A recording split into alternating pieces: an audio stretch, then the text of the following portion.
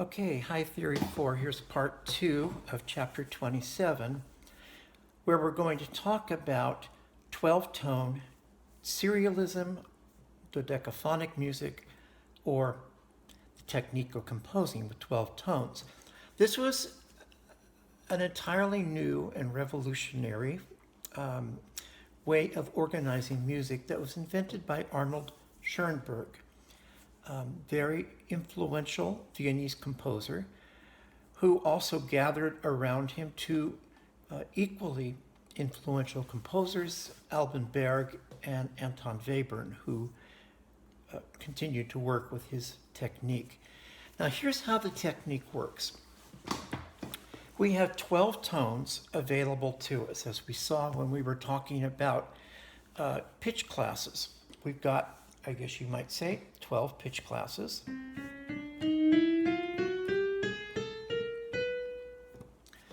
Now, in the technique of composing with 12 tones, what happens is we take those 12 pitches and we arrange them into an order which is called a tone row, usually referred to in that way, or a basic set. But a tone row is what we usually would use as a verbiage. So we might have, for example, A, B flat, A flat, G, F, G flat, E flat, E natural, C, C sharp, B or D. We've taken the 12 tones that exist within the chromatic scale and we have reordered them. Now the way that they're reordered can be very arbitrary or it can be done with purpose. Most of the time it's done with purpose because the composer wants to have particular intervallic relationships as the work progresses. So once we have our basic row, there's a few things that we need to observe. One is the row can appear in several ways. It can appear in its original order, which is called the prime order. For example, what I just played.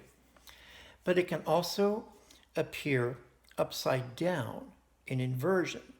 So if I did that, we would just invert all of the intervals. And so we start with a major second here. So, I'm sorry, a minor second here. So if I inverted it, instead of going up a half step, we go down a half step.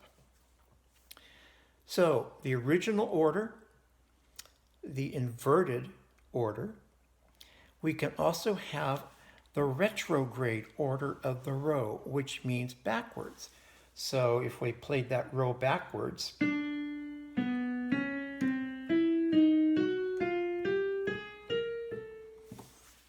I now have the retrograde version of that 12-tone row. But wait, as they say, there's more.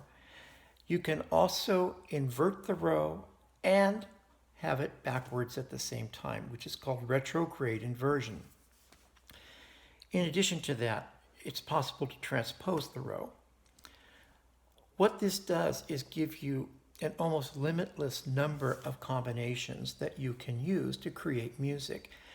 However, in the pure form of the 12-tone technique, the rule is you cannot return to a pitch until you have progressed through all 12. Now you may repeat a pitch immediately. For example, I could do this: A, B, B flat, B flat, B flat, A flat. But after I leave B flat, I can't go back to it until I've gone through all of the other pitches. Now, certainly, this seems like a rather arbitrary and perhaps very mathematical way of creating music. But Arnold Schoenberg argued that it was just a logical extension of the extreme chromaticism that had taken place in the late 19th century, and that this was just the next way to go, was to take all of those chromatic tones and make them equal to each other. This music intentionally avoids making one tone more important than another, so that there is no tonic. Functional harmony is out the window. The texture is almost entirely dissonant.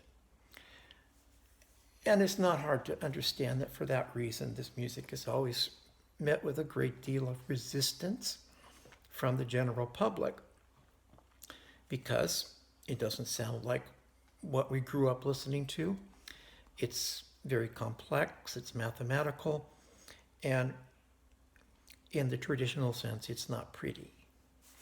And let me show you just a bit of an example of a piece that's based on this technique.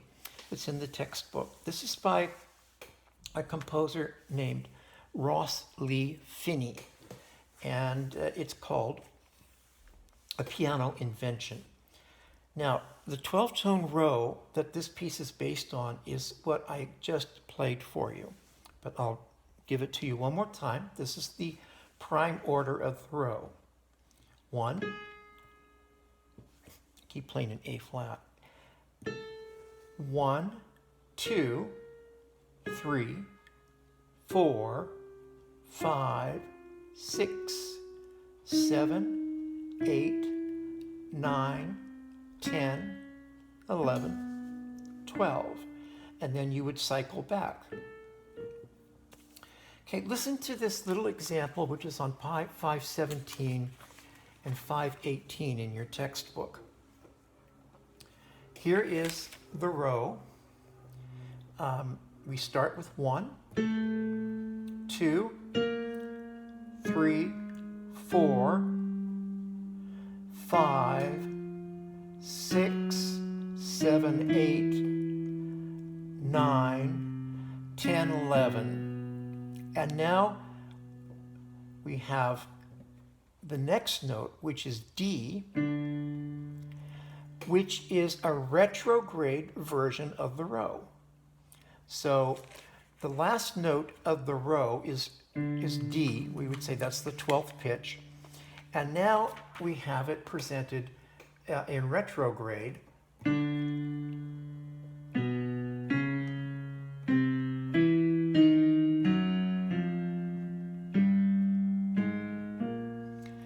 And now next comes one of the prime orders of the row, but prime order 9, which is mathematically calculated by using the matrix. And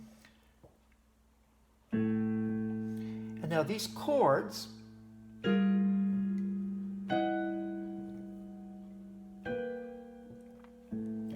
are even built from the row. So 4, 5, 3, 2, 8, 9, 6, 7, 10, 12, 11. Various versions of the row that can be presented in so many different ways. So, as you can see, this is not Leave It to Beaver music. In the link that I gave you, it talks in great length about how to create a 12-tone matrix, such as you have in the textbook, that will show you the various versions of your row: prime, inverted, retrograde, and inversion and retrograde. Plus, of course, you can transpose the row.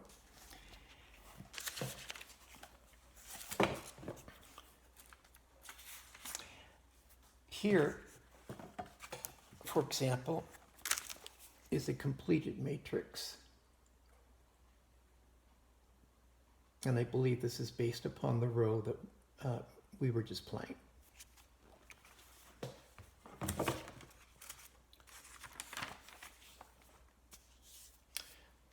No, it wasn't.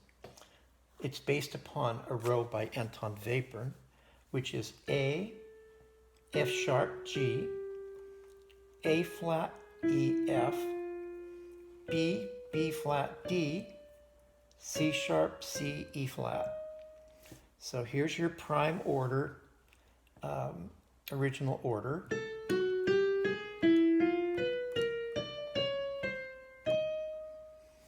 And now if we wished to do that in retrograde, we would play the order backwards and so on. And by using the mathematical formulas that are in the link that I sent to you, you fill out the matrix so that you get all of your possibilities. Spoiler alert, as they say, if you don't want to do the math, go online, type in create a 12-tone matrix, and you'll get all sorts of little matrix creators that will pop up. You just write in your notes and push the button and it does the work for you. And then you have your various versions of the 12 tones. What you do with those 12 tones after that point is up to you.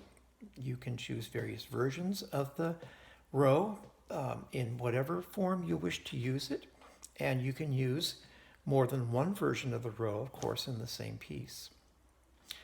As a wonderful example of music composed using the 12-tone method, I invite you to look and listen to a recording of the Violin Concerto by Alban Berg, who was one of Schoenberg's students. Alban Berg took this technique and really humanized it because at heart he was a romantic. His music, even while using this at the time revolutionary technique, remains expressive and emotional and beautiful. And I think his Violin Concerto is an absolute masterpiece. I will post a link to it on the Canvas page if you would like to listen to it. The final thing I want to say is that for quite a while in the 20th century, it was almost necessary for composers to be very conversant with this technique and to use it, because tonal music had fallen out of favor in the realm of the serious art composer. Tonal music never fell out of favor in popular music or any other type of music.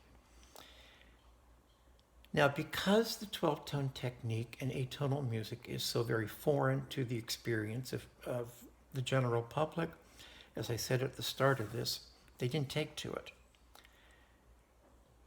I've been on stage playing with the Santa Rosa Symphony, and we're playing a piece of music that's based on this technique, and I have stood on stage and watched audience members stand up and walk out of the concert, which is a very, very sad thing when you're the performer to witness.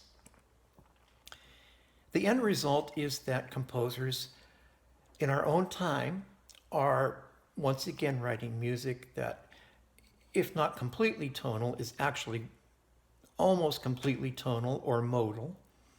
They've incorporated new techniques and styles, but the 12-tone style of music at this point in time, I will tell you, if not extinct, is on life support.